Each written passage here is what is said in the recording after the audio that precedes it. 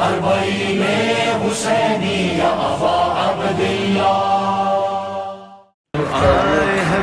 Love to Abu Abdullah alayhi salam, and alhamdulillah, you just see how many people there are. Every morning you wake up and you're so humbled to be here again and be given the opportunity to come to Abu Abdullah alayhi salam. It's something that is always part of you. You always feel that you want to come back to Karbala all the time, but then sometimes you forget that you're not the only person who loves Abu Abdullah alayhi salam. You see the love here, the amount of people who are devoting themselves physically, mentally, spiritually, financially, everything they have to come to see Abu Abdullah, to serve Abu Abdullah. People who are also walking are serving, people who are working in the mokibs are serving, people who are helping from home are paying and giving money. It's just something so humbling to be part of, and the chance to be here again, it's just such a blessing, really.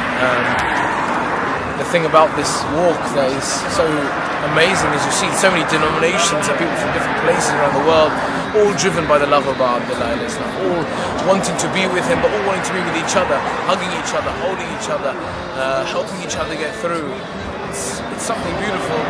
It also breaks your heart because you can't help but think of those whose walk we're doing. The sunnah of this walk is the sunnah of Bibi Zainab, Imam Husayn, and you think that the best of creations and those who are the guiding lights are the ones who helped us, taught us so much, were treated in the worst of ways, and we, or at least myself, the worst of people, are treated in the best of ways. It just makes you think.